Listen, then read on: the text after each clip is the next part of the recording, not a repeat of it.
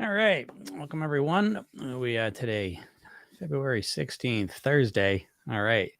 Let's do it. What are we talking about today? We're talking about being more patient with your weight loss, everyone's least favorite topic, but maybe the most important one. So we're going to talk about it, okay? Because we need to. So obviously, we all know that we're all impatient people, right? You're hardwired to be impatient. The culture isn't helping out much either. So, there's a lot of challenges with this, right? To bring some patience into this process. So, talk a little bit about why it's so important, maybe essential, maybe crucial. But the flip side is why it's so helpful and how it makes the whole process way better in every possible way is to be more patient with it. And so I understand that this is a challenge. I get that. And so I'm going to speak about that. I'm not just going to tell you be more patient, right? Only a jerk would say something like that. I'm a hypnotist, so I'm not going to just tell you to be more patient. I'm going to help you actually be more patient. I think that's one of the things I pride myself on is not just to get on here and just talk about what you should do, but literally help you get to the nuts and bolts of how to actually do it. Okay, so why should you be more patient with your weight loss? Well, um, the first thing is that you need to appreciate that when you think about weight loss, really what's going on is you're thinking about a diet. Okay, so that's where we have to start our story. And I start this pretty much every time, but this is the key part. So at this point, most people, when they think about weight loss, they can't separate weight loss from dieting, right? It's just like one and the same. And the idea of like losing weight without dieting, it's just like a vacuum. Like it just people are just like, uh, what lifestyle change? I'm gonna change my mind. So I don't know. Right? There's like just a vacuum. Well, what? How do you lose weight other than dieting? So we all think pretty much about dieting when we think about weight loss. And so if you think about a diet, pretty much what diets are is, and you've been exposed to millions of ads, of diets, and pretty much every diet is pushing this really fast result thing, right? So it's always like how fast you can lose the weight. And that really has become synonymous now, right? So when people think about weight loss, really what they're thinking in the back of their mind is how fast can I lose this weight? They're thinking of it as a temporary process that they're going to do for a little while. And then they don't know. You know what I mean? Because I've asked this question to people that are actively dieting. I said, well, what's going to happen once you get to your goal weight? Once you lose the weight, then what? And they just, I don't give a shit. I don't want to think about that now. I'll figure it out then. Okay. And so clearly, subconsciously, there's the diet's a temporary thing. And then they'll figure out what they're going to do beyond that. So that's where the core of the problem starts, is that literally the way you're framing the process of weight loss is as a temporary thing. Now, if you think about it as temporary in your mind, you can say, well, if it's just temporary, just for a little while, I can do anything. You know what I mean? I can do any plan. Cut my calories by 60, 70%, no problem, right? Stop eating carbs, no problem, right? So it doesn't matter what the strategy is, no matter how intense it is, people are like, I can do that for a little while because that's how they think about weight loss. So when we think in a short-term phrase or time frame, and we think kind of extreme ways so we can get fast results, well, that all feeds into being impatient, right? And beyond that as well is that there is an evolutionary brain structure that also feeds into this as well. I love food though. That's all right. You can love food and still lose weight. Um, and so what that is there's a cognitive bias we've all, evolved to have, which is that it's a thing called future discounting, right? So we discount the future. The present's more important and valuable to us than the future. So again, for example, if I say I'll give you $100 now or $200 in 2 years, right? Most people can take the $100 now. Okay. And so this is a cognitive bias that's at play when it comes to losing weight, right? Because the cookie now is real and I can enjoy it. And then there's the potential that I may lose some weight sometime in the future. And so that future goal of losing weight just psychologically is less motivating to us than the food right now, you know? So, if there was no such thing as time discounting, if our brain didn't do that, the way it would feel, it would be almost as if we lived in a situation where if you ate well today, you would be 30 pounds lighter tomorrow, right? And if you didn't eat well, you'd be 30 pounds heavier tomorrow, right? And so if that time frame disappeared, it'd be a lot easier to manage your weight, right? Because again, it's right there. Okay. But that's not the case. That's not what we're doing. That's not what we're dealing with. So we have to recognize these things, And again, that's take a step back here, that my main goal here for doing these lives and videos I'm doing is just to let you know, first to like and comment, congrats. That to let you know that if you've been struggling with your weight, it's not a you problem. Okay. I know a lot of people that have been struggling for decades and they haven't been able to lose weight. And so they think that there's something wrong with them. And I can tell you that's 100% not true. It's always a strategy issue. Okay. And what you've been following to try and lose weight is really a dieting approach. And dieting approaches don't work for hardly anyone, right? It's estimated 95% of people fail to lose weight and keep it off on diets. Is that number exact? I don't know, but it seems to bear out. How many people have lost weight on diets and kept it off? Right. What's your experience been? Right. So again, it's not that there's something wrong with you, that you don't have the willpower, you don't have the ability. It's much more that you've basically had one tactic shoved down your throat your entire life. Now the tactic it seems different on the surface. Oh, don't eat carbs, don't eat for 12 hours a day, don't eat fat, whatever. You know what I mean? Like the specifics differ, but the process at the end of the day is the same, where here's the plan. And now you have to follow it and force yourself to follow it with your willpower. Right. And that's pretty much every single diet, every weight loss plan. And so, that's why I say when we're talking about patience, I know you should be patient. Oh yeah, out of managed hunger. I'll talk about that in a second. Let me just talk a little bit about patience here for a second. So bringing patience into this process is so crucial. And I think everyone knows that logically, but it's hard to create that feeling, right? It's very similar to like, you should love your body, right? And you tell people that, you would tell, your kids that, love your body, it's your one and only, love it no matter what shape it is.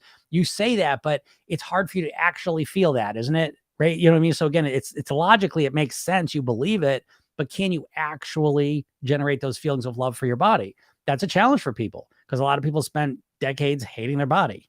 Right. So, the way we approach all this stuff is really important. And so knowing that you should be patient is different than being able to actually feel patience, right? So how do you actually feel patience with it? And I think the first step is you have to reframe the process. You have to get out of your mind this idea that you're going to diet to lose the weight, because in your mind, that's a temporary thing. And anytime something's temporary, your brain just cannot resist saying, let's just stop eating. Let's just be perfect so we can lose the weight fast. Right. So it's like you have got to get out of that short-term time frame. Now, one way to do that is to re-articulate the goal. And it's actually a much more accurate description of what you want. So I know, like, you're probably in your head constantly for decades saying, I just want to lose the weight. I just want to lose the weight. I just don't want to be overweight. I don't want to be fat. Just want to lose the weight. But that truth is that you don't just want to lose the weight, right? Because you've been saying that forever. And you probably have lost the weight at some points and then just put it back on. So the truth isn't that you just want to lose the weight. You want to return to your goal weight and live the rest of your life at your goal weight on near autopilot, a much better description of the goal you have for yourself. And of course, you can build on that in a lot of different ways, but you see the difference there, right? One's about what you don't want. One's about a temporary, situation. And the other one's really articulated the rest of your life, right? Because again, when you say, oh, I just want to lose the weight, the next question becomes, well, how long do you want to lose the weight for? Right. And I can hear you saying forever. Okay. So stop following temporary plans when what in reality you want is a long-term result. Okay. Because the strategies to lose weight quickly and the strategies to master your weight once and for all so you can live at your goal weight for the rest of your life are two completely different strategies. And there's no doubt about it. Okay. This is why you don't know anyone who has done a diet for decades. Do you? The people that have actually changed their weight, it's a holistic transformation of themselves, how they think, how they feel, how they live, how they eat, how they behave. And I've never seen any other way, So this idea that you're just gonna be this person, just gonna force yourself to follow some, diet, it's just got a temporary lifespan. We know this, okay? But I'm saying this so you can realize it really fully, okay? And start to set yourself up on a better path, a different path, to get the results you actually want. So when you start articulating the goal as I want to live in my goal weight for the rest of my life, on near autopilot as well, that immediately starts to set you up to feel more patient with the process. Because, metaphorically, most people when they're trying to lose weight with the diet thing, it's kind of like subconsciously, it's like a sprint. You know, that it's very much like a sprint. And if you run a sprint and you trip, you're going to lose that race. So there's a lot of things embedded in the diet concept. And one of them as well is that it's all or nothing. Because if you're running a sprint, you got to be perfect. If you mess up, might as well not even finish the race. You lost. Okay. And that's how it feels with the diet, right? It's like you change everything on day one. And it's like an endurance test. It's like, how long can I keep this up for? And the second you make a mistake, it's very difficult to stay on track. It's just very all or nothing.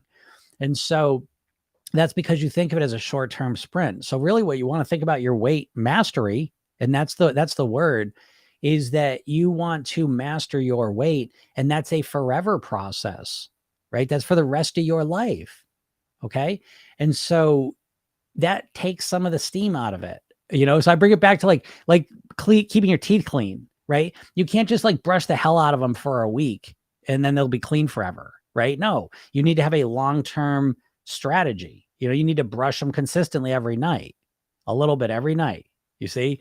So it's much more that you have to orient yourself towards instituting habits that are going to last you forever, you see?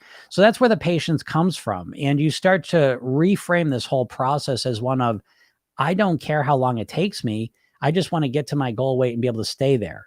And so another way to kind of test yourself with where you're at mindset wise is what's more appealing to you? Which would you choose?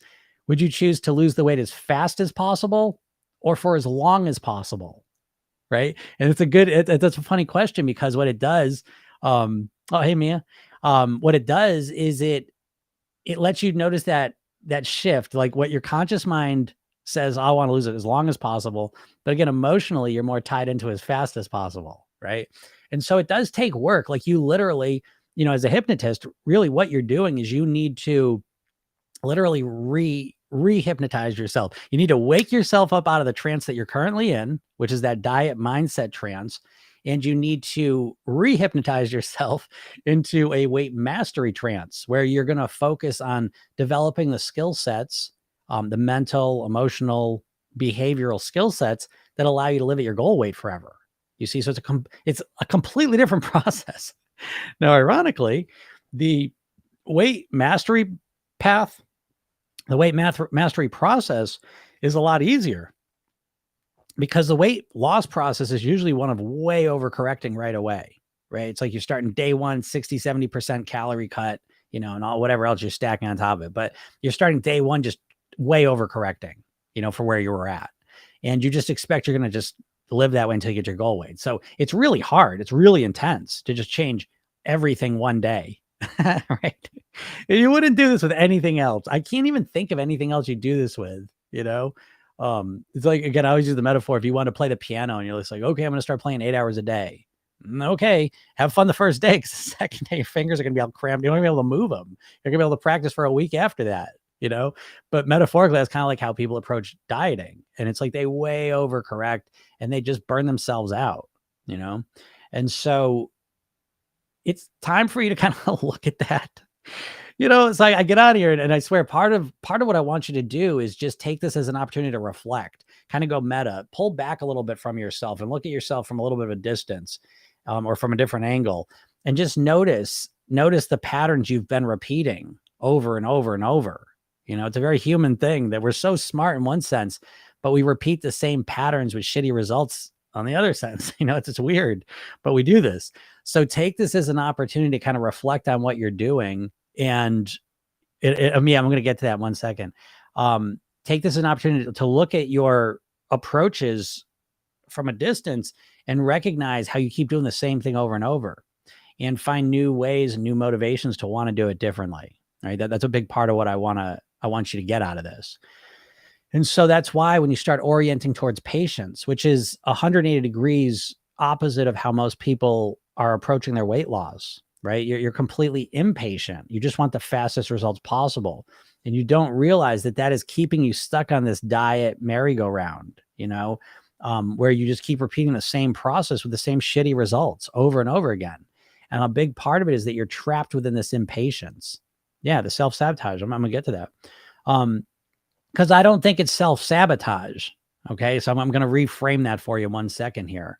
And so patience is what I would suggest you orient to. And you make that a central core of what you're doing. I'm patient, and I was patient with my weight loss because even from the beginning, and I was just fortunate enough to have been exposed to hypnosis and NLP and personal development things. And it completely transformed my mindset. I began interviewing people that had lost the weight and kept it off. And I very, very quickly recognized that the way they approached it was completely different than the people I knew that were trying to lose weight unsuccessfully, that knew everything. I always joke, growing up, the guy who knew the most about weight loss and diets was a 400-pound family friend. He was a comedian. And he literally did every single diet that ever existed. And he could tell you about everything. I mean, he was way ahead of the curve. This was 30 years ago, 40 years ago. This guy knew like all the nutrition stuff that we know about now. He couldn't get himself to do any of it though consistently. Do you know what I mean? Like the information was there in his head, but the ability to influence his behavior was not. And that's what I'm going to get to all your questions, because I know that's what they all revolve around. But it's important that you start recognizing that this is a process for the rest of your life. So again, how do you bring more patience into the process of weight loss? Well, the first thing you do is change it into a process of weight mastery, that you want to master your weight. And now it becomes more like how you would approach playing a musical instrument or learning a language. And so I play guitar, and if you ever want to play the piano, you would approach it in a slow, systematic way. Now, sure, you're always going to be somewhat impatient. We're humans, we're impatient. However, you got to manage that, because what it comes down to is the more you can practice on the fundamentals, the more you're going to improve and grow and get the results you want. And it's no different with mastering your weight. But we've been sold this never-ending line of bullshit from the diet industry about just instant results. You've got to let that go. I always say, like, people approach weight loss as if, like, say I want to learn the piano, but the only like places I would learn from were like courses or books that were like, learn the piano in 3 days, learn the piano in 24 hours, right? Master the piano in 1 week. And it's like, all I cared about was just doing it fast. And so what ends up happening is you end up not learning the fundamental skills that get you the results you want, And I'll end this topic here with a story of the karate student who walks into the dojo and asks the karate master, if I come every week, how long will it take me to get a black belt? And the karate master goes, it'll take you 5 years. And the student goes, well, what if I come twice a week? And the master goes, well, it'll take you 10 years. And he goes, well, what if I come every single day? And the karate master goes, it'll take you 20 years, right? So why is this? Because when we get so fixated on the outcome and all our energy goes towards focusing on the outcome that we want, we have no energy left to master the process. And that's where a lot of people are with their weight loss. You're so obsessed with just losing weight quickly, and you put so much energy into looking for shortcuts and just want to lose the weight fast, that you take a step back and realize, geez, it's been 20, 30, 40 years that I could have put all that energy into mastering the fundamentals that would have allowed me to live at my goal weight and master my health. You see? And so it's never too late to make that shift. But that is where the patience comes from. It's a reframing of the process. Okay. There's no way that you can be patient while you're trying to lose weight as fast as possible. Do you see what I'm saying? That mental framework of, I just want to lose weight as fast as possible, prevents any patience from existing in there. You see? And so the way to feel more patience with your weight loss is to reframe it as a never-ending, lifelong process that you're going to do forever. And just like if you're going to learn a musical instrument, you don't get to a point where I learned it. I learned all the songs. I learned everything. It never stops, right? It's always a process of growth and improvement and optimization, which is exciting. That triggers in our mind. We like to improve at things. We like to get better at things. Okay. So this process, ironically, is easier, and it's what our brain likes to do. Problem is, you're never allowed to even think that about your weight. It's always this fast, rapid weight loss. And if it's not fast and rapid, then it's not worth it. Okay. That's complete and utter bullshit. And you've got to wake yourself up from that trance. You're literally in a trance when it comes to weight. It's keeping you stuck. And the way to do that is to re-articulate the goal that I don't just want to lose weight. I want to return to my goal weight and live the rest of my life at my goal weight on near autopilot. And I'm willing to slow down and really master the fundamentals so I can make that happen, because it's so important to me. And the patience is more embedded in that process. All right. So I hope that makes sense. Okay. So if you have any questions, feel free to ask them. I want to answer a couple of them. Tips on how to manage hunger. The biggest tip on managing hunger is understand calorie density and volume of food. Okay. So you could look up calorie density, volumetrics. Okay. Look that up. And there's your answer. because a lot of people have the mistaken assumption that in order to lose weight, you need to just stop eating.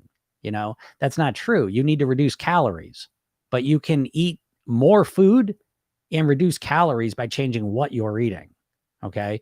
And so here's a spoiler alert. It's usually more natural foods, right? Turns out vegetables and fruits and kind of whole foods and unprocessed foods are typically less calorie dense. There's less calories in them per size, right? So a cookie's this big and may have 100 calories in it. A salad might be this big and have 100 calories in it. So the salad takes up a lot more space.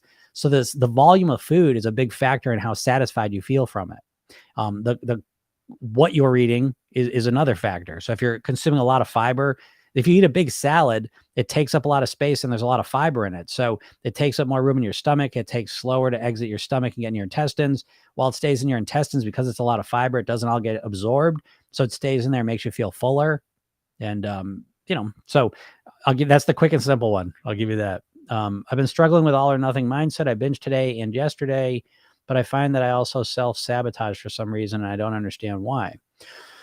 Yeah. Okay. So again, this just comes down to the all or nothing thing. Again, it's that literally is that diet trance that we're all in to some degree. You know what I mean? It's literally, the diets have been around 60 years and just, it's been bombardment. And the biggest trick of the diets is that they always seem different. And so it makes it even worse because, again, you might have a diet. We've had years and years of dieting, and they all say something different on the surface. But at the end of the day, they're all the same because you're supposed to just use your willpower to follow them, And again, with the diets, you the core of it is that there's short-term thinking, which leads to this all or nothing mindset, right? You're either perfect or what's the point, right? Because you're usually doing difficult things. Like, again, it's that sprint mentality. And dieting is very difficult because you're cutting a huge portion of your calories out instantly. And it's difficult, right? To just change your eating completely is really hard. So it becomes this all or nothing thing, And so again, as you take a step back and realize that, when you binge, what I do, okay, so what I suggest to people. So my program is called Program Yourself Thin. The very first thing I teach people is a self-hypnosis technique, the Program Yourself Thin technique, but it's really two techniques, the redo and rehearsal. So the redo technique is something you do at night and you reflect on the day, choose the worst eating behavior you had or the one, and I use the word mistake. Nothing's a mistake. No eating's a mistake. I mean, come on now. I know what we mean, but stop. I mean, if you're going to improve in something, you need a feedback loop. Okay. So I get triggered. I get triggered by comments on videos. Anyway, okay. So you look at what you did. So for example, Mia, you would have looked at yesterday and you said, okay, I binged today. What was going on there? So you reflect on it. Usually what people do when they make a mistake is they either just put it out of their mind or they beat themselves up about it. And neither one of them is going to help you solve it. Okay. So what we want to do is we want to say, what was going on there? Why was I binging? Was it a physical thing? Was it an emotional thing? Was it an environmental thing? Who knows? So why do people binge most of the time? Right. Now again, I had a video come out this week, and it was one of the ones that every once in a while I put a video out and the eating disorder community gets involved with it. And I get that view of the world. And then they get on the lives and they ask things like, how can I stop eating? How can I go days without eating? Things like that. And, I have no answer for that because that doesn't make any sense to me. My definition of thin is for you to be at your goal weight, and your goal weight, I think, should be the weight that makes you the happiest, the healthiest, and gives you the best quality of life. Okay. And so part of that is quality of life wise is you can maintain it somewhat easily. And so what I find sometimes is people binge or they have the nighttime eating syndrome stuff because they're trying to cut their calories by so much. So that's my first, I just literally made a video on this. It's not always the case, but it's usually the case because even if you're just going on a diet, the average American consumes around 2,700 calories a day. The average diet used to tell you go to 1,200 calories. That's a 65% reduction in calories instantly. Well, your body's freaking out. And so what happens is every cell of your body starts screaming for nutrition and food. Your mind gets hyper fixated on food. You can smell every food within a mile. You can hear the crackling of, bags opening with chips in them. It's like to try and cut your calories by 70% and then maintain that is like self-torture. It's completely, there's no strategy there. It's just it's an over response, an overcorrection. That's what people do. I'm not saying you do that, Mia, but typically when people have struggles with binging, a lot of it is they're not eating enough. And so their body's like rebelling almost, and they can't control themselves once they get around food. Another one could be emotional, right? So there's emotional binging, and so that's another side of things, right? So maybe you're really sad or stressed or whatever emotion may trigger the binging. And so what we want to do is we want to recognize what emotion triggered it. And then we want to strategize to figure out what are other things I can do when I feel that way. Because for a lot of people, the only response they have to feeling shitty emotions or to feel the emotions they want is with food, so it's a huge component of it as well. And then sometimes it's environmental. You end up, people do this with restaurants, right? You go to certain restaurants, you end up way overeating, right? Why? Because you go into a trance. The environments we're in put us into trances. Okay. That's how our behavior works. So, so that's why I say, don't be all or nothing, be all or something. And this is going to take a step further. You may not like this, but when you make mistakes, when you binge, sometimes it's the greatest teachers you can have. We tend to learn more from mistakes than from successes, So in my program, we use with something like this happens, we use a concept called utilization, right? And what this means is that whether we eat great during the day or whether we make a mistake, we're going to utilize both of them equally. If we eat great, we reinforce that perfect, great, that strategy worked. I'm going to do that next time. We set ourselves up for success again. If we binge, then we say, okay, what's going on there? What could I have done differently? Knowing what I know now, how would I handle that? And we learn from it, right? Something people rarely do when it comes to their food, because it's all or nothing, because you think your weight loss depends on your willpower. And you think, well, I binged today. That means I don't have any willpower. I can't do it. And it's like, you wouldn't do this with anything else. It's like if I go to play the piano and I mess something up. Oh, I guess I can't play the piano. My kid does that and he's getting better, right? But he's always been very much like that. Like, we'll go out and shoot a basketball, miss. I can't shoot. Do you know what I mean? It's like, and that's how people are with the weight loss. Don't take this personally, but people are like big old babies when it comes to their weight loss. No offense, but you are. You're probably a big old baby when it comes to your weight loss, because it's like, if you mess up, oh, I can't do this. You're doing good for a week and then you don't lose the weight you expected. Oh, this sucks. It's not working. Do you know what I mean? Like, and it's not your fault. You've been conditioned to be this way because you think in a diet. You're trapped in a diet mindset, and that all or nothing thing is just one more extension of that. And that's why, yeah. So Mia, you said, and I don't understand why, right? But are you reflecting on it, saying, well, what's going on there? What is happening? Where am I at? Are you? Why do we self-sabotage? I'm trying to kind of collect the data from my mistakes to improve and understand why I act a certain way. Yeah, great. What do you think about Maharo? Have you heard anything about it? My doctor just prescribed it. Yes, definitely emotional binge. I was drained emotionally, so I turned to food for comfort. Yeah, great. So again, it's about see, like, no one ever does this because they're just like, well, I either ate perfect or I didn't. And that's it. You know what I mean? And again, it happens.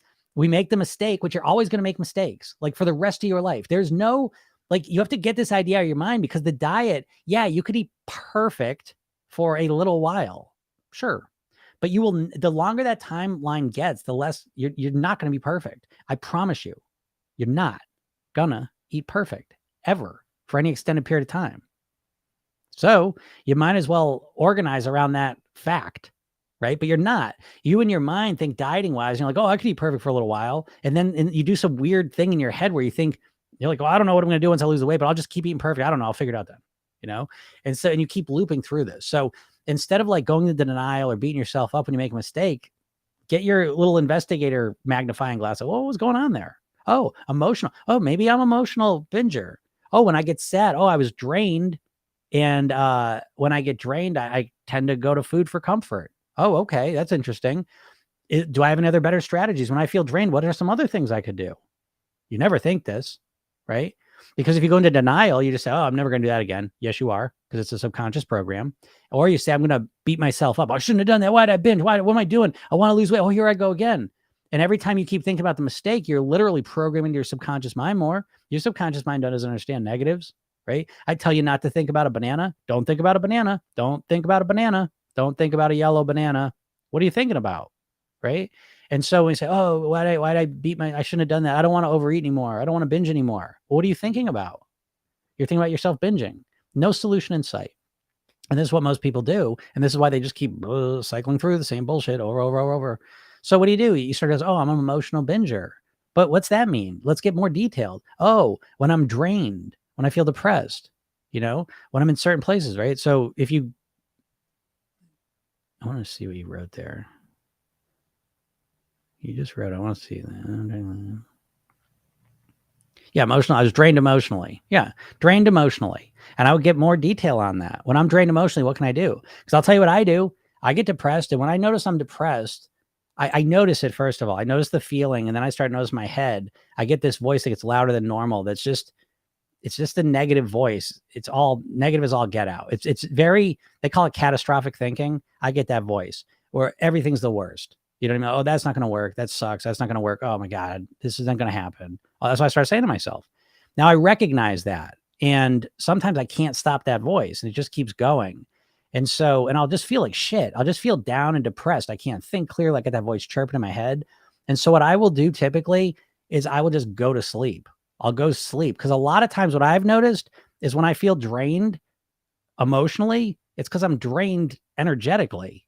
And so most of the time, I will go and get extra sleep, and that will fix it most of the time. Will that work for you? I don't know, but that's what works for me. You know what I'm saying? Like, you have to figure out yourself. Like, you've got to figure out how you operate. You're a unique person. This is why diets don't work. This idea that some plan's going to come down the pike from a person who's never met you, has no idea about you, and what? They're just going to tell you how to eat in your life. Do you know? I always say, like, it's so ridiculous. It'd be like if I was like, oh, here's a plan. This is how you should live. Well, what? You don't know me. I don't like doing any of those things, right? So you get this plan. It's like, oh, here's an eating plan. Yeah, but you'll lose weight. Yeah, but I like eating carbs. No, who cares? You got to eat this way. You know what I mean? It makes no sense. So the process has to be revolving around the fact that you're a unique person who has unique solutions, strengths, and weaknesses. And you got to recognize your own patterns, strengths, and weaknesses, and optimize around those. And, it's like I've been playing a lot of basketball, and kids playing basketball, coaching a team and stuff. And it's like you realize, like, every kid's got kind of their own unique talents and weaknesses, skill-wise, physically, and mentally and emotionally. You know what I mean? And so you build around those things, and it's a process, So it's like you got to do that around yourself. And notice you've done none of that. You've done none of that. You approach it like you do it all externally. You're just like, oh, give me this plan. Oh, look at this medication. Oh, look at that workout. Look at that thing. Let me try that. And it's like you never learn anything else about yourself.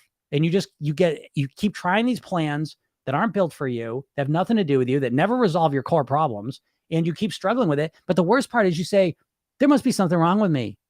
Well, how do we know? You never try and fix what is the problem. So if you get drained, let's just say, for example, that you get drained emotionally and you binge 3 times a week. That's a huge problem. So why don't we focus on that for a little while and fix it? Because instead, what do you want to do? I just want to change all my eating tomorrow. All of it. I don't want to deal with the binge. I don't want to think about that stuff. I just want to eat perfectly tomorrow. It's so ridiculous. I don't know. I go crazy with this stuff because it's so asinine. And I'm again, understand, I'm not blaming any of you. It's the diets. The diets have got us hypnotized to think like again, hypnosis is the bypassing of the critical faculty. Okay. So it's basically appealing to your subconscious mind, which is not logical. It's the Pavlovian associative mind, just links things together. This is why when you think weight loss diet, now when you take a step back and use your logical brain and say, I've tried 500 diets in my life. They've never worked. Maybe I should stop trying diets. Maybe the diet's not working, but that's not what you're doing. You get really upset about your weight. So I got to start a diet. Oh, what's next? Oh, Ozempic. Oh, intermittent fasting. Oh, Mediterranean. You know what I mean? You're just desperate. You know what I mean? Like, stop, calm down, relax. Okay. Realize this is a forever process. Okay. And start working on what your biggest problem is right now.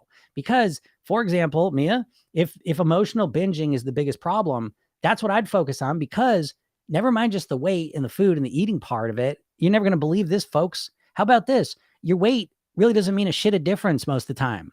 Let's just say emotional binging. What's that mean? Well, I get depressed. I have a lifestyle where I get completely exhausted and drained, and then I get depressed, and then I eat. So you come to me and say, well, the weight's the problem. I say, never mind the weight. How about the lifestyle part where you get drained and then emotionally depressed? Can we work on that first and then get to the weight? Do you know what I mean? It's like, how about we make you feel better first and then let's deal with the weight? Oh my God. Can you imagine? Right? And it's complete 180. That's why I always say my approach is an inside out approach to mastering your weight. And everything you're doing, you never go inside the skin. You never do it. You just try to keep following some tactic on the outside. You don't give a shit how you feel. You don't care about your energy levels. You don't care about your moods. You don't care about your hunger. You don't care about your cravings. You just think all those things are going to be there. They're going to be there and you're going to fight against them. It's not true. You can resolve most of those things, right? And so there's an example, Mia. So you start to look right now. I know you get drained and then you binge because of that regularly. And instead of thinking like, oh, what's going on there? What's leading up to that? Thinking holistically, the binge doesn't just happen. That's what most people do. They're like, oh, I got to stop binging. Well, what happened before that to lead to that situation? Oh, maybe I slept 4 hours the night before. The day before I ate 1,000 calories. The day before I got a fight with my boyfriend or girlfriend, whatever. And so it's like all these things happen and then lead to that. And no one ever looks at it that way. They're just like, oh, I binge here. I'll give you the example. I always say this, but I hear this so much. It's like people say, oh, everything's going great. It's the afternoon and nighttime eating. And I said, well, what are you eating for lunch and breakfast? Nothing. Well, what do you want to eat for afternoon and dinner? Nothing. Well, what? Take a step back and think about what you're saying. It's like, and we get so emotional, we get completely illogical. What do you think about Mounjaro? I don't know about Mounjaro specifically. Is it like I know the big rage is all the diabetes medicines for weight loss. I have some clients on Ozempic, and I'll tell you, like, if you're a diabetic and you need to take it, okay. But if you're not a diabetic, that's intense ass medication. It's not where I'd want to start. I'm not saying I don't disagree with medicines. I'm not anti-medicine, but I think it should be a thing of last resort. The sad thing is that I'm in a small deficit, 200 calories. So I kind of undid my work of last 2 days. See, that's what I mean, Mia, though. You didn't undo shit. Okay. You didn't undo anything if you grow in some real way. I just made this video. If all you're measuring during your weight loss journey, if the only thing you're measuring is the scale, the number on the scale or the size clothes, you're almost guaranteed to not get the results you want. And if you get the results, you're probably just going to be miserable and not keep the results. Okay. So I'd suggest, Mia, for you, for example, is that you start looking at this inside out approach and you start recognizing that maybe this binge thing when you get drained comes up somewhat regularly. And that's the thing you should focus in on. And if you can get some headway with that, you naturally and automatically are influencing your weight as well. You see, if we just focus on the external things, we can resist, our behaviors for a little while, but eventually they're going to come through. So if we go to the source and change things, it's a preventative mindset. We can prevent a lot of these things. I hope that makes sense. But you didn't undo anything because it's like, so what? What if you didn't binge yesterday? What if you were able to stop yourself from binging yesterday when you're emotionally drained and depressed and you stopped yourself? Would you feel like, oh, I'm still on the right track? Because I wouldn't. I would feel like it's a matter of time. You haven't dealt with the core problem. Does that make sense? So I'm way more about let's go to where the core problems are and let's work on resolving those. Because if we can resolve those, everything that flows outside of those improves. If we emotionally binge 3 times a week and we emotionally binge and then we say, oh my God, I blew everything. Oh, I blew it. Because you're approaching your weight loss like it's an endurance test. Everyone does. It's just endurance test of how long can I be perfect for? And then you're in your mind, okay, well, I'm going to keep being perfect. I want to get these crazy results, but I'm telling you, it's because you're locked in this short-term time frame. And again, how long do you want to keep the weight off for? All right. All fired up. I got to calm down. My dad said there's a shortage of one. Shortage of one what? Shortage of Zoe. I don't know what that means. A shortage of Zoe? I never know if people are trolling me and say stuff. I don't think you are, but it's just funny when people ask like questions. I'm like, what's that mean? It's usually like something's coming to make me look stupid. All right. Can you talk about intermittent fasting, how to start and how to end? Yep, sure. Yeah. And Nadia, I'll get to your question there. Okay. What shortage is Zoe? What does that mean? All right. So yeah, intermittent fasting. I'm a fan. I like intermittent fasting, but I like it within context. Well, you have to understand intermittent fasting. I was just looking this up. I think that's the number one diet right now. Right. That's the number one diet, which is fine. But here's the problem with diets typically is that it's like one tactic, right? So you get the diet and it's like one tactic. Just do this, right? To me, I have 3 pillars of weight mastery that I was teaching my program. And I say pillars, but it's really like a pyramid shape. The bottom level is your mindset. The next level is your lifestyle. And then the third level is your eating strategies. Okay. And so intermittent fasting is obviously the intermittent is eating strategy, right? And I think it's a good one. I do it. I didn't intend to do it that way. My worst habit was eating at night after dinner. And so I really worked on not doing that. Well, it turns out I stopped eating 6, 7 o'clock at night. I don't eat till 7, 8 o'clock the next day. Hey, what do you know? I'm intermittent fasting spontaneously.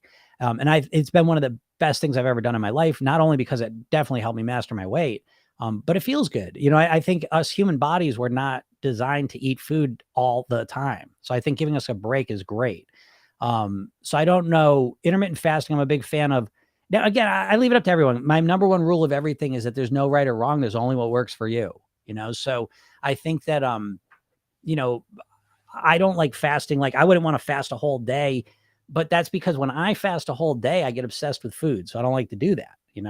I find my evening fasting is very comfortable for me. I don't get that hungry. I wake up, everything feels good. So that would be my first suggestion to you, is that you recognize if you're now, at first it might feel a little intense because it's might be something new for you, but ultimately intermittent fasting, you want it to be somewhat comfortable. So work up to it, start again. I don't know where you're at, but I would suggest intermittent fasting. I would focus on before bed. That's where you get the most bang for your buck. I always say this to people. If you can change your eating or stop eating, the more hours you can stop eating before bed, the better. Okay. Because then you just sleep better. Your body's able to rest, and then you recuperate and you wake up the next day, and there's a lot of benefits to that. So, there's a lot of ways to go into it. Eat more fiber, you know what I mean? So you feel more nourished and satisfied for longer. Eating more nutrients, getting more nourishment and healthy things into your body. That's always good as well. But yeah, starting and ending an intermittent fast. So I don't know, like again, I don't know, how do I start it by, I eat dinner and then I usually have like a piece of chocolate or something, and then I stop eating. I drink water, water helps. And then when I wake up the next morning, I'm usually within an hour or so I'm eating, and I have my normal breakfast, Ezekiel toast, natural peanut butter, apple, peanut butter, water, so I don't know if that helps you. What do you say about binge eating once in a while? I mean, I personally don't like binge eating at all. I don't like how that feels. And that brings me to a point, I always tell this story that I started doing yoga 30 years ago. I started doing yoga, and that was a big change in how I ate. It changed a lot how I ate, because what happened is for the first time in my life, I became much more in tune with my body. And I always tell this story that I remember one time I'd gotten a meatball grinder and I ate it like 6, 7 o'clock at night. And around 10 o'clock, I went to go do yoga. So I was talking like 3, 4 hours later. And I remember sitting there, I was in a dark room, and I was like, oh, I'm so full. I'm like, I can't do any yoga, And so I was like, oh, this feels unbelievable. Now I was 20 years old then. I was like, holy cow, is this how I feel every time after I eat these foods? And I've never noticed it, because what happens? Typically we eat these foods and we sit and watch TV or on the computer scroll. We're doing something distracts us, and our attention's going out instead of in.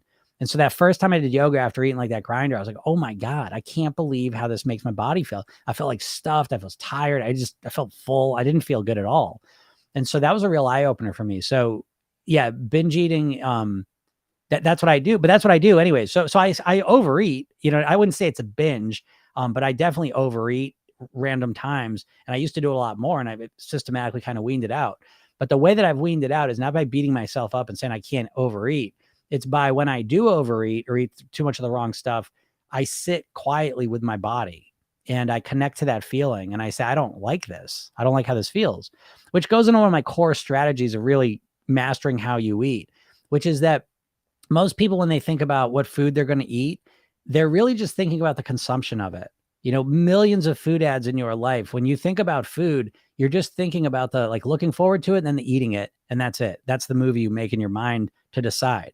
And so usually people say, okay, I could eat this food or I could not eat this food. And then that feels like deprivation. So that way of trying to stop yourself from eating is very ineffective. A much more effective way is to say, I could eat this food. It tastes good. But 5 minutes after I'm done, there's a mental, emotional, and physical consequence of it. And that consequence is very close. So it's much more motivating to your mind. It's real. And so you can look at that. That's the shift I look to install in all my clients subconsciously, so that when you think about food, you stop thinking only about the consumption of it, and you start also taking into account the consequence of it that's right on the other side. And I find that to be very helpful, because now it becomes not like, oh, the food tastes really good, I can't have it, deprivation. it becomes, oh, that food's really good. I could have it. But then I know, oh man, 10 minutes later, I'm going to be frustrated with myself. I'm going to be beating myself up. Physically, I'm going to be stuffed. I'm going to have a sugar spike, whatever. And so that's a more accurate way to look at it. It's easier in that when you do it that way, it's, yeah, I don't want that, I understand there's a trigger to binge eating, but life happens. Yeah, sure. And that's it too. I think that's a healthy way of looking at it. That, yeah, like there's, I was working with a client. I was talking with someone earlier, and yesterday they had a great plan for the day, and they really did have a good plan. We've been working. They got good strategies. Everything was in place. But then all of a sudden, it's like they were getting a lot of work done in the house, like roof done, electricians, just all this different stuff was going on. And it completely threw off her day. You know what I mean? Like it completely, all of a sudden, the day that was supposed to go like this to this, all of a sudden was filled with uncertainty and, oh my God, I don't know what's going on, and tension and stress and all this stuff. And she's like, oh, then I ordered a pizza at the end of the night. Okay. So we have to look at reasons and excuses. I mean, that's like you said, life happens, you know what I mean? And sometimes, yeah, it's just going to happen and you let it go. Because I always suggest to people, they really focus on the 80% of their eating, not the 20% that, special occasions, weird events, strange things, weekends, whatever times where you're kind of more relaxed, and focus really on the habit part of it, the habitual part of it that goes on and on. But, and then work to wean down the binges, right? Because they probably don't feel that good mentally, emotionally, and physically after you do them, but just work on weaning them out. It doesn't have to be, you got to get out of the like endurance thinking of just like, you're streaked, right? You're always thinking about like in a streak, how many days in a row can I eat perfectly? How many days in a row can I go without a binge?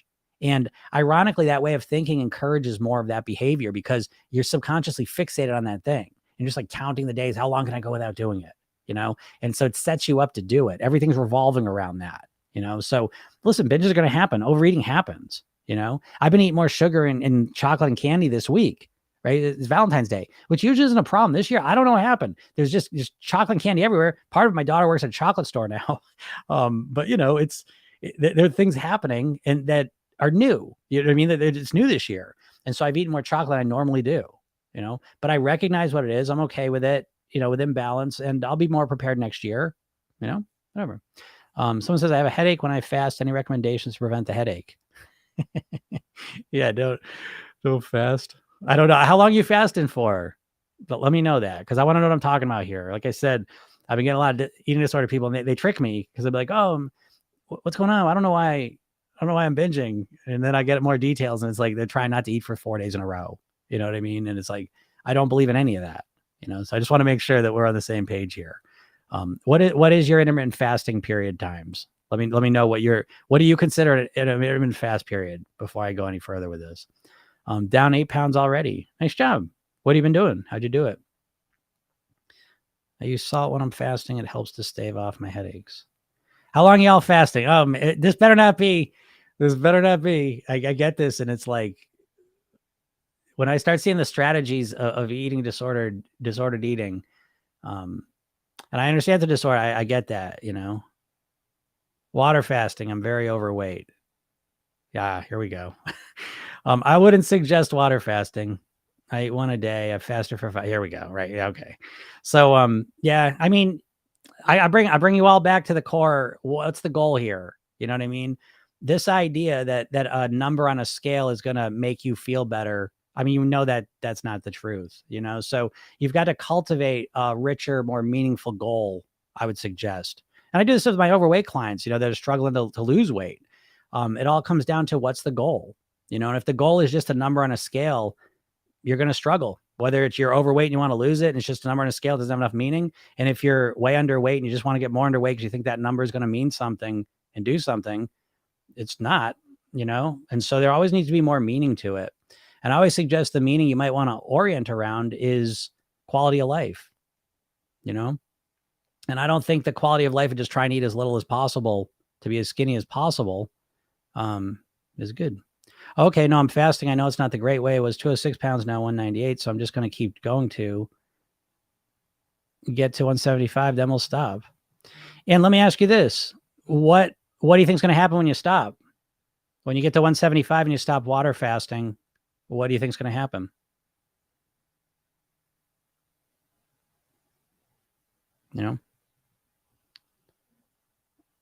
But that I'm kind of glad you said that. And I understand you're desperate and you're upset with the weight. I understand all that. But This is a learning moment for all of us, because this is exactly what I was talking about, that you're like, all of you, if you're struggling with your weight, it's 100% you're in this literal, it's a literal trance, and you don't know what that means exactly, but it basically means, I mean, think about what hypnosis is. What's the, any tips on binge eating? Well, now I'm getting the feeling, right? With binge eating, is it because you're trying to eat like one meal a day, or you're trying to eat one meal a week and you're wondering why you're binge eating?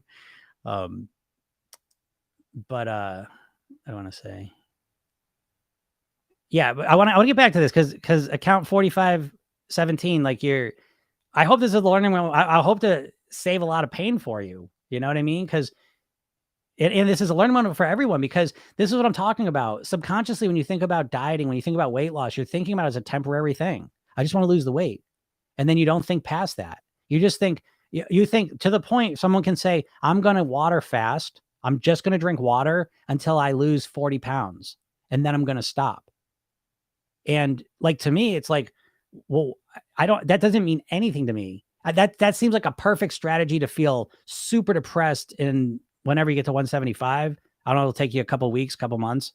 But when you get to that 175, that couple days after are going to be some of the most depressing days of your life. The next couple of weeks are going to be some of the most depressing weeks of your life, because you're going to be, well, and then you're going to be like, wow, why can't I maintain it?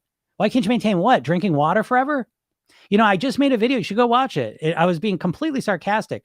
My 10 pounds a week plan, right? And I say that, you want to know what it is? I know y'all want to know what it is. It's stop eating food, stop drinking any liquids, right? I'm joking, but why don't you just stop drinking liquids if you're serious about losing weight? I'm joking. I don't mean that. And then exercise as much as possible until you pass out, right? And it's a joke just to bring this point to the surface, that this idea of doing anything you can to lose the weight is so short-sighted. And some people are more extreme than others, but pretty much everyone's wrapped up in it. This idea that you just want to lose the weight, Well, how do you want to lose it? And how long do you want to lose it for? To water fast until you get to 175. And then what? What? Then start eating food again and put all the weight back on? Great. Now you've damaged your metabolism. You made yourself depressed. You feel like you're a failure. You've screwed up your relationship with food. You're going to be obsessed with food, by the way, So it's like, if you want to, what did you say? You started at 204? That to me is a great strategy to get to 250, 300, I would say. Water fasting to lose 40 pounds, I think, is a great strategy to go over the weight you started at by 40, 50, 100 pounds. Because, look up the Dutch famine experiment, by the way. I'm not just talking out my ass here. I'm talking about real science, okay? Epigenetics, look it up. And never mind harming your metabolism, you harm your mindset. You get yourself absolutely obsessed with food, Thanks for the great advice. Right? Is there any specific time you do lives I want to share with friends? Yep. Yeah. Hey, that's all right. I mean, again, like, I don't, my world is helping people that are overweight, that are struggling to lose the weight and want to do it, a real genuine solution, and then the eating disorder people, it's like, I don't know why. I don't deal with eating disorders, so it's like I don't have a lot of solutions like at the ready. You know what I mean? Like, I always say this, that I feel like I have a lot of things as a hypnotist and working with people. I've done over 5,000 private weight loss sessions that could help you actually help at least get you on the right path. But I can't just say them, because I don't know. I don't have the experience working with people, But yeah, I again, when I think about weight, it's all about quality of life stuff, And so, I don't know. I just think it's short term. What happens? What happens if you get to 170 just drinking water? Do you feel great? You're down to 170? Maybe. But what happens? I mean, you must know in the back of your mind, right? And this is all of the disordered eating stuff. In the back of your mind, you just know, like, this is not right. It's not sustainable. I can't keep this up. This isn't good for me. It doesn't feel good, like, inside. And by the way, I've heard enough from the disordered people that say, well, I feel like I'm punishing myself. It's not a process filled with love. It's not you love being thin. It's just like, it's a process filled with just not feeling good. So it's like, I don't know. Again, but I think there's a congruence there of where people are struggling to lose weight and people are struggling to be at a healthier weight. I think there one place where they do meet is like, what's the goal? And if the goal is just that number on a scale, if the main goal is just a number, this disassociated number from any meaning, I just feel like it makes the process, it just doesn't feel like the right process to me. You know, I always feel like there needs to be so much more meaning involved with it. And it's got to, because I mean, my program, I always base around intrinsic motivation, things that So I always say, like, for example, I think a lot of times people try and make the weight loss more important than they really feel like it is, And so what I always suggest to people is, like, identify what already is really important in your life, right? It's usually relationships. Okay. And so, like, whoever's the most important person in your life, might be your kids, might be a partner, might be parents, might be friends, family, whatever. And you think about your weight in terms of that relationship. How can I make that relationship the best possible relationship I can make it? How can I be the best version of myself I can possibly be? I always say, you just take your weight and wrap it in personal development, and make this a process of being the best person that you can actually be. And I think by looking at that way, it forces you to think outside of, like, a number on a scale, because the number on the scale doesn't make you happy. I think we all know that to some degree. The disordered eating people know that for sure, because they say, well, I get to my goal weight and then I want more. You know what I mean? There's a lack of context there. What's the meaning? What's the point? If you're just chasing a number on a scale, you think that number equals, like, a sense of happiness, like, it clearly doesn't. And people that are struggling to lose weight, it's the same thing. That's why they lose weight and put it back on. So you've got to cultivate, like, you've got to do this. It just doesn't happen naturally for some reason. And I don't know if this is cultural conditioning or where this comes from, but I think the first part of the process is really saying, why do I want to live at this weight that I've chosen? What's it going to do for me? And I hope part of that is that it should be, I think, right, that the real motivation is, it is going to help me be the best version of myself. I want to be the best version of myself. And what is that? Because once you ask that question, clearly the best version of yourself is not dictated by the number on a scale, right? Because if you're water fasting, right? If you're water fasting to lose 40 pounds, I mean, how long is that going to take? A couple of weeks at least, right? Okay, fair enough. Fair enough. Calorie count gets in your head. I get that, I wouldn't necessarily want a calorie count either. I don't really suggest calorie counting. I think calorie counting is okay as a calibration tool, because I think a lot of people are bad at measuring where they're at. And so I think it's good to calibrate, just, to count calories, measure calories, see where you're at. What I'm assuming is a serving. Is that a serving? What I'm assuming is 100 calories. Is that 100 calories? Oh, it's 300 calories. Oh, well, no wonder. You see what I mean? So I think tracking and measuring that stuff is good for, like, a couple days, a couple weeks, just to calibrate where you're at and just find out, because you're probably way underestimating. Okay. But for me personally, like, the idea of, like, constantly tracking and measuring and weighing every little thing would be a nightmare to me. I'd never want to do that. Okay. But again, and I'm not picking on you with the water thing, please don't take it this way. But I get emotional about it because it's such a shitty strategy. It's completely misguided. And so what am I going to do? What am I doing here? If I just say, oh, what, just not say anything about it? People just want to just starve themselves to death. You know what I mean? Starve themselves to be what? X amount of pounds. Well, yeah. I'm not going to just sit here and not say anything. I'm not saying I got the solutions for y'all. But anyways, but the water one, it's like, is water fasting for 2-3 weeks? Okay. Best strategy. All right. Very, very good.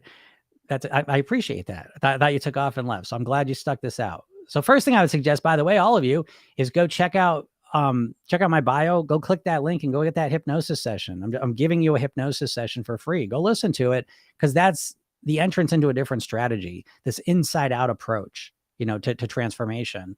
And then once you opt in, you brought to a page, there's a training, right? The half-hour training, 3 steps to master your weight. Go watch that. And then every day I send you emails that are encouraging and motivating and teach you things to help you master your weight. Okay. All that stuff is free. I do these lives all the time. I do videos, all this stuff. I'm doing podcast, Program Yourself thing. Go check it out. Okay. So let me just finish out my thought with the water fasting though. So I think I really appreciate getting on this and say this, because it does help us all make a point. And I know this process is probably snapping you out of a trance to some degree, right? Because you're really convinced yourself, because you're watching that scale go down. You're like, wow, this water fasting is working pretty well for me. No, it's not, because the goal cannot just be that I just want to lose as much weight as I possibly can with unsustainable means. Because I ask you, and let me ask you, I'm not going to answer that best strategy then until I know what your goal is. How long would you like to be at 175 pounds? Can you answer me that? Once you answer that, I'll give you the best strategy. But we've got to reorient ourselves. The number on the scale is not enough. And if you keep chasing that number on the scale and think weight is like money, right? It's a means to an end. And so having $1 million in the bank doesn't automatically make you happy. Being a certain number on a scale doesn't automatically make you happy. It's how we're doing it that is a big part of it. Okay. And so if I go back to the water fasting, again, we go into the idea of like, if this is a process of you being the best version of yourself, is not eating any food for 3 weeks, is that the best version of yourself, even though you're losing weight? Right? How's that affect you mentally?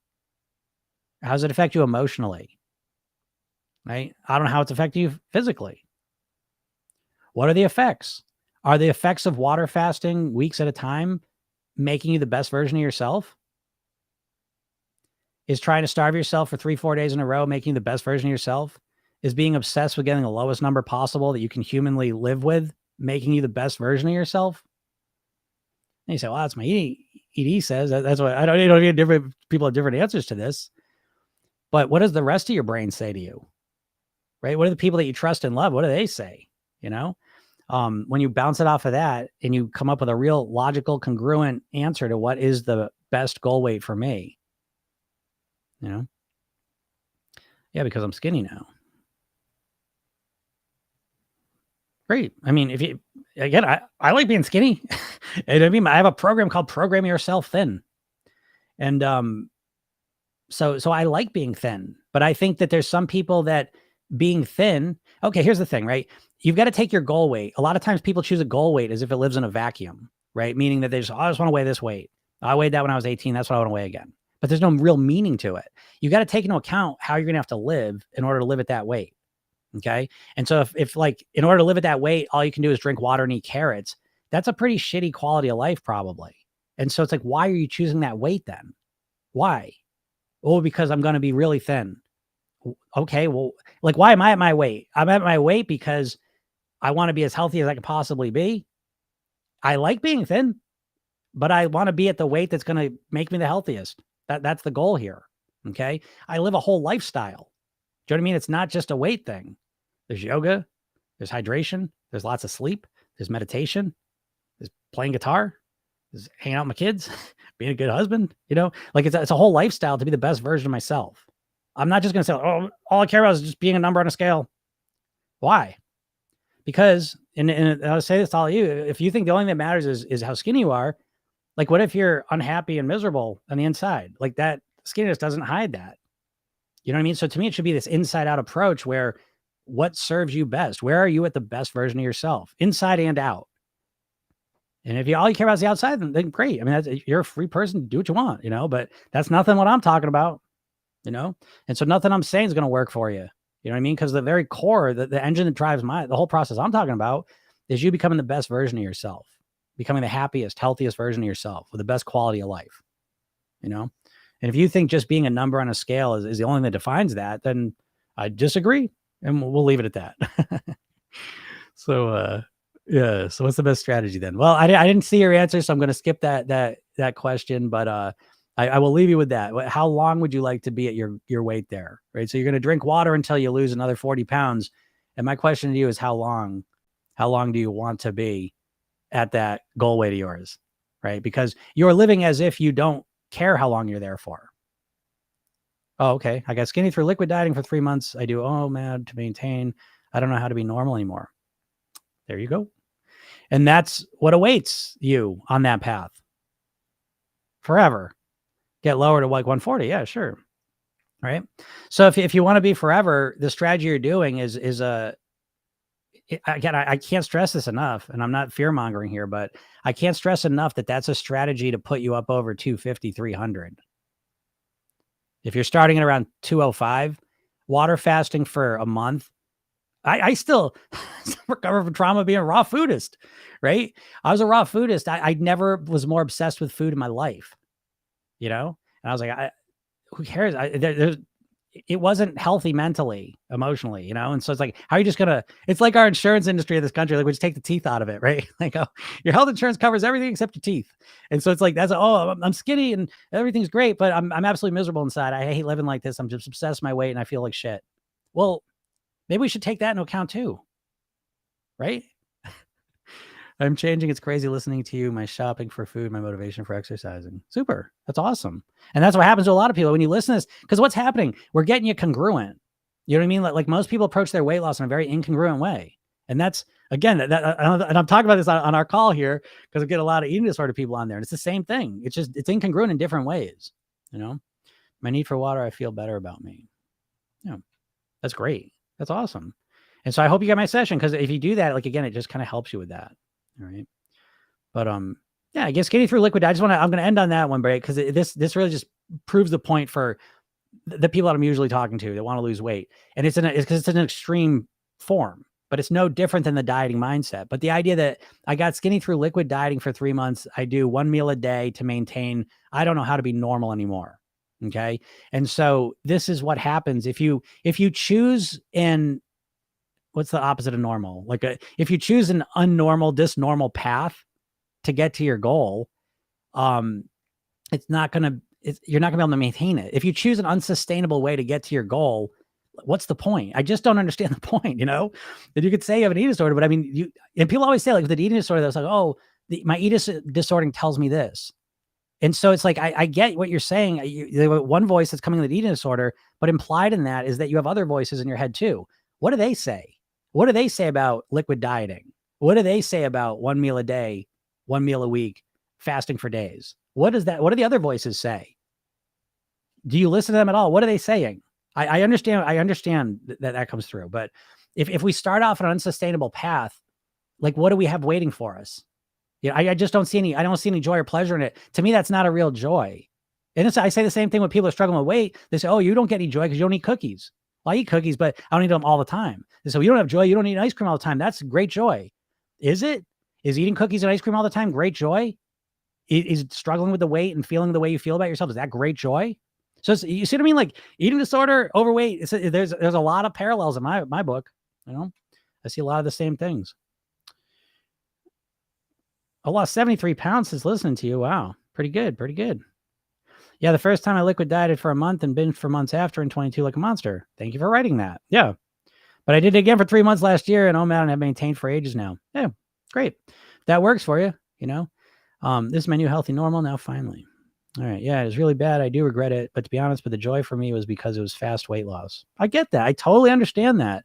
That's what I you know, probably pop it in the end. But the original kind of topic we were talking about was patience, you know, and no one has patience. But, you know, it's like when we just want the fast route. I mean, life's littered with stories about that in every area of life. When all we care about is the fast results, it usually ends up to a lot of suffering, you know, and that looping forever, you know. So when you can orient yourself to long-term, slower results, it's usually the better path. You know, what am I going to say? I'm not the first person to say that. I think everyone knows that, you know? So, all right, everyone, I got to get out of here. I got to do call my group. I can't wait to go work with them. Again, go check out the hypnosis session I got there in my bio. Go listen to me, Program Yourself Thin, my podcast. Check it out. I'm here for you all. I love you all. Okay. I want you all to know that. Sometimes I get annoyed or I get a little worked up, but I care about all of you. And I want all of you to do well. All right. So have a great day and we'll talk soon. Bye.